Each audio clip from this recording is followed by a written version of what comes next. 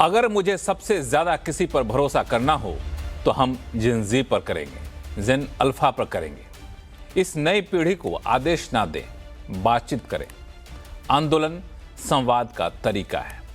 यह बयान किसी और का नहीं बल्कि आरएसएस प्रमुख मोहन भागवत का था।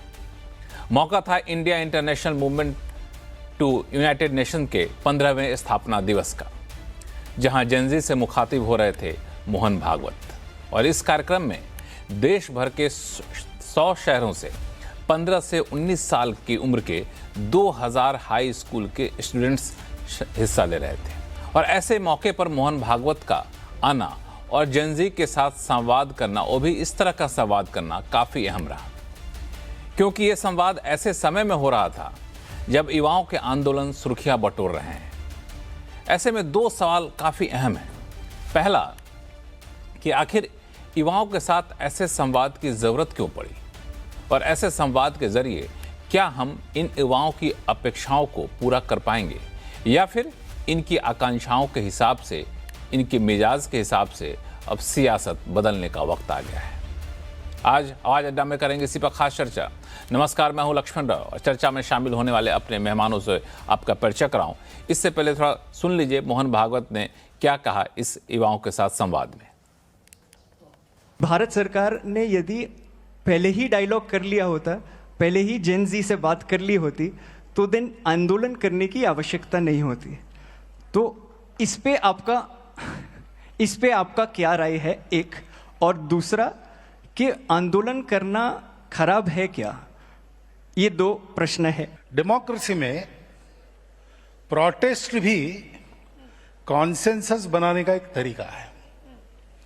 Lot of views come together and A consensus is evolved after discussion.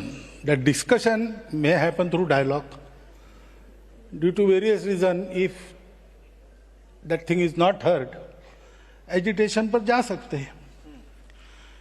लेकिन ये सब करना है to evolve the consensus, not to create divisions. कि ये जो नई पीढ़ी है जेन-जी, जेन अल्फा, ये अभी जो हमारी एग्जिस्टिंग पीढ़ी है उससे ज़्यादा ऑनेस्ट है। अरे वाह, बढ़िया है। और देशभक्ति और सेवा का ऑनेस्ट अपील उसमें चलता है। बच्चे जो भगवान का स्वरूप है, उन पे कई बार, जो इनोसेंट है, उन पे कई बार लाठीचार्ज होता है, पेलेट गन फायरिंग हुआ था। तो ये सारे विषय के और एक बात, हाँ, आपका क्या मानना है? ये होना चाहिए। ये जो बातें हैं ना जी, ये क्यों हुआ, क्या हुआ, इसके कारणों में जाना पड़ेगा, जिसके लिए जो जानकारी चाहिए मेरे पास नहीं है। आपके पास भी पूरी नहीं होगी ऐसा मुझे लगता है जी। लेकिन इसको देख के कहाँ गड़बड़ है ये तय करना पड़ेगा।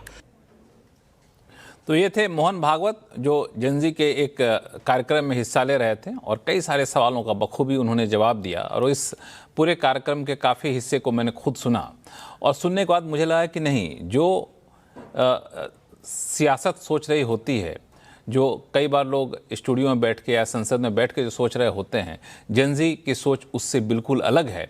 और शायद यही है जी कि सोच में जो अंतर है ना, वो एक बड़ी वजह है कि जेन-जी अपने आप को, उनको लगता है कि हमारी बातों को सुनी जाए, और इसका प्रतिफल कई सारे रूप में देखने को मिलता है।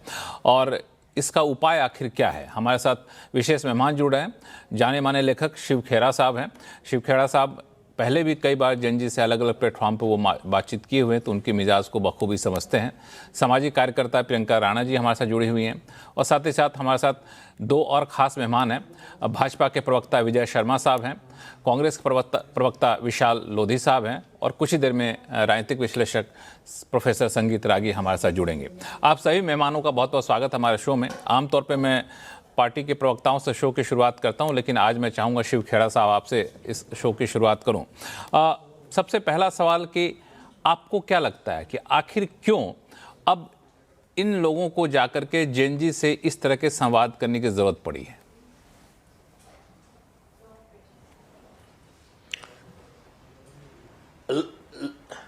लक्ष्मण जी, ऐसा है कि जी, सबसे बड़ी चीज मैं ये कहना चाहूंगा कि ये जेन-जी की बात नहीं है कि जेनजी क्या चाहती है।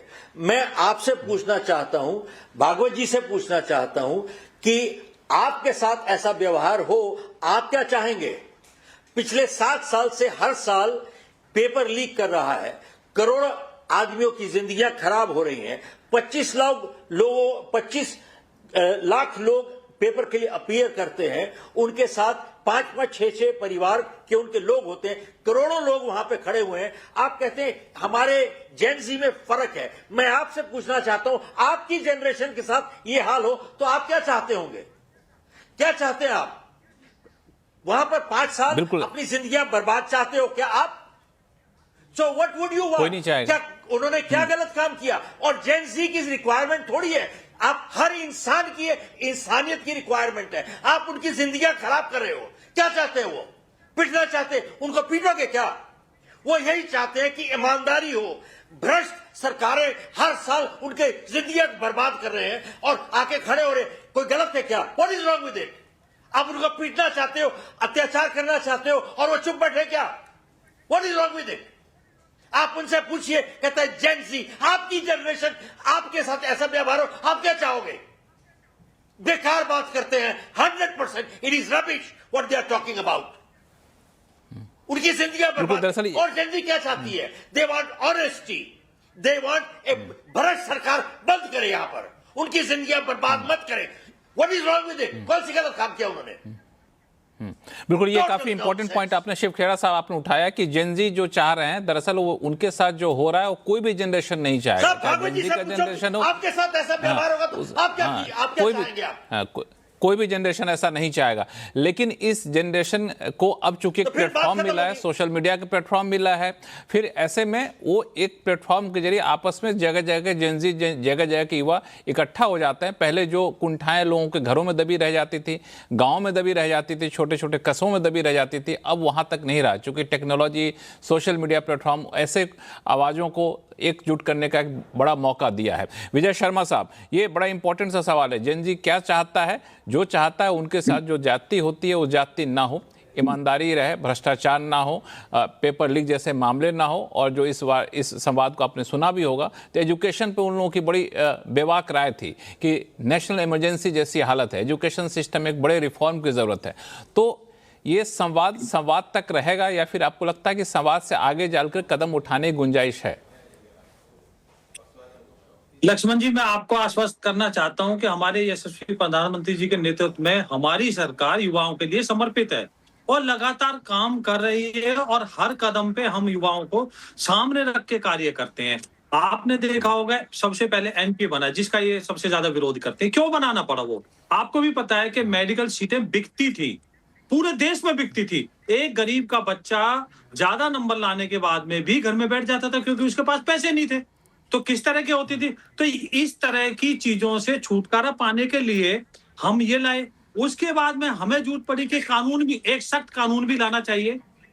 तो उसके बाद में हम एक सख्त कानून लेकर आए 2024 में, जिसमें 3 साल से 10 साल तक की सजा हुई। आपने भी देखा होगा आज जो ये जितने भी लोग जेल के अंदर सड़ रहे हैं, 18 लोग, किस कारण? क्योंकि ये कानून था। कानून में दूसरा हम और सख्त बना दिया, उसमें सजा का प्रावधान कर दिया हमने।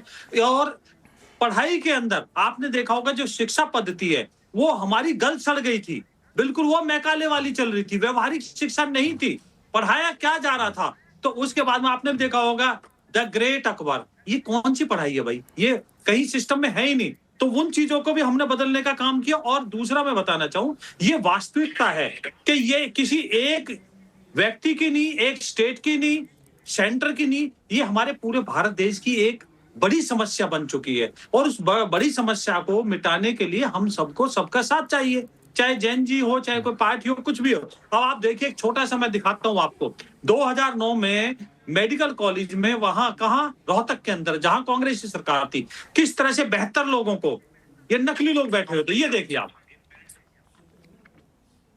ये 2009 का है वाकया। ये देखिए, आप बोलते रहिए, इस वीडियो को दिखाने की जरूरत नहीं, क्योंकि वीडियो को हम लोग तो वेरीफाई कर नहीं सकते हैं। आप खुद ही ये व्यक्ति पीड़ित व्यक्ति उसको हम लोग भरोसा करेंगे।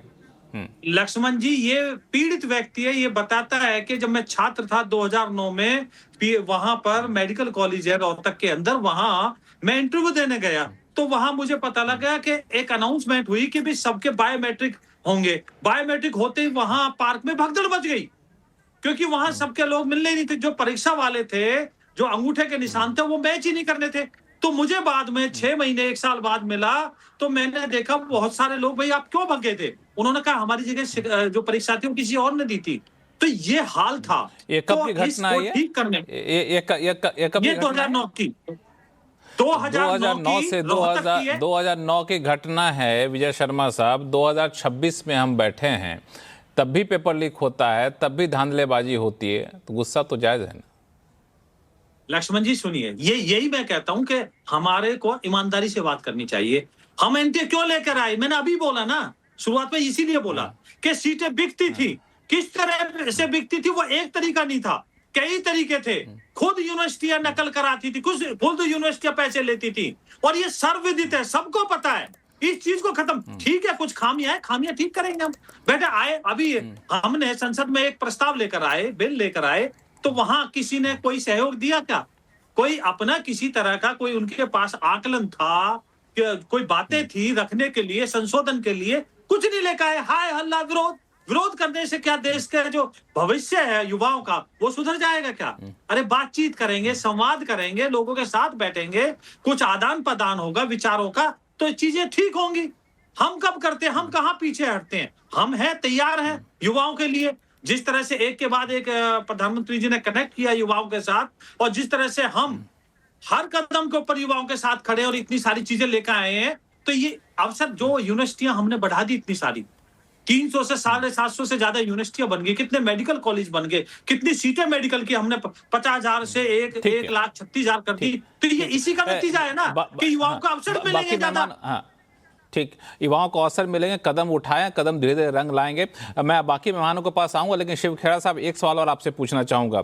ये ठीक है, उनके अंदर जो भी समस्याएं थी आपने बताया, आप हमें थोड़ा ये समझाइए कि जो इनके मिजाज को आपने जहां तक देखा है कि इस तरह के संवाद के बाद इनके अंदर की जो आकांक्षाएं, अपेक्षाएं कितनी नरम पड़ेंगी?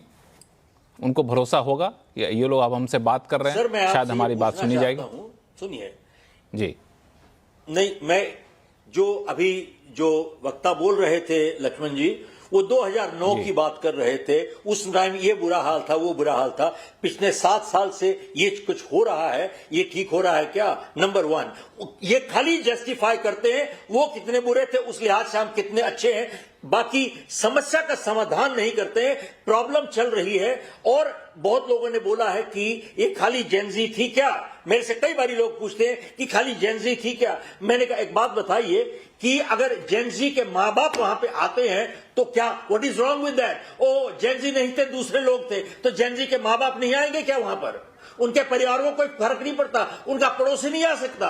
मैं जेनजी नहीं हूं, अगर मैं भी खड़ा होकर उनके लिए वहां पे खड़ा हो जाऊं, कहूं कि उनके साथ अत्याचार हुआ है, तो मैं जेनजी नहीं हूं, तो what is wrong with it? क्या मेरा हक नहीं है? क्या देश नहीं है मेरा?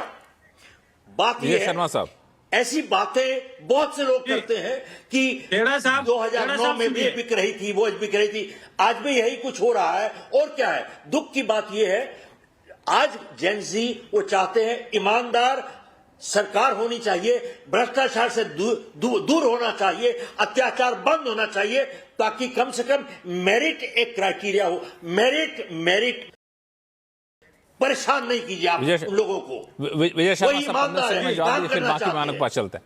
ठीक है, शिव खेड़ा साहब जवाब देना चाहते हैं। विजय शर्मा साहब, मैंने इसकी पृष्ठभूमि बताई थी कि ये समस्या कहां, और एक आदमी की नहीं, एक व्यक्ति की नहीं, एक स्टेट की नहीं, अकेले सेंटर की नहीं, ये हम सबकी समस्या है। और समस्या कहां उत्पन्न होती है? इसके 5 वो है: सेटर, उसके बाद में प्रिंटर, लॉजिस्टिक, उसके बाद में सेंटर, ऑर्गेनाइजेशन।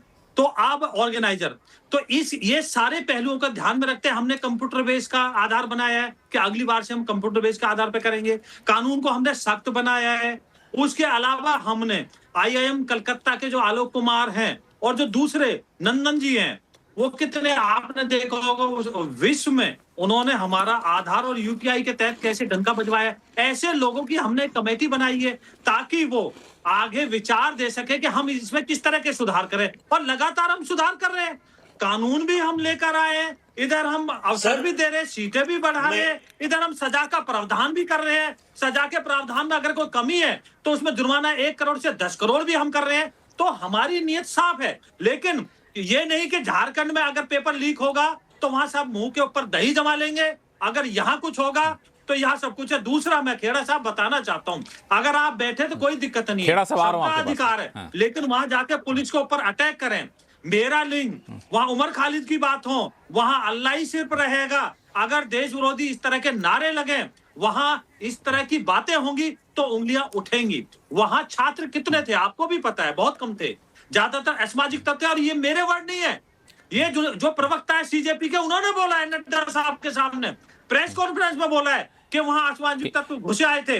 और पंजाब में अमृतसर में जो हमारी वहां सरकार भी नहीं है, वहां सीपी ने बोला है, अमृतसर सीपी ने बोला है, पुलिस कमिश्नर ने बोला है कि आतंकवादी घुस आए थे। एक तो मिनट ये सर, सब कुछ विजय एंगल हमें शर्मा देखने जी, होंगे। अभी विजय शर्मा आपने जी, विजय मेटा शर्मा का जी, देखा होगा, मेटा में भी विजय उन्होंने शर्मा जी, माफी सारी मांगी है। बातें बहुत किस तरह कई से बार हम लोग चर्चा कर हाँ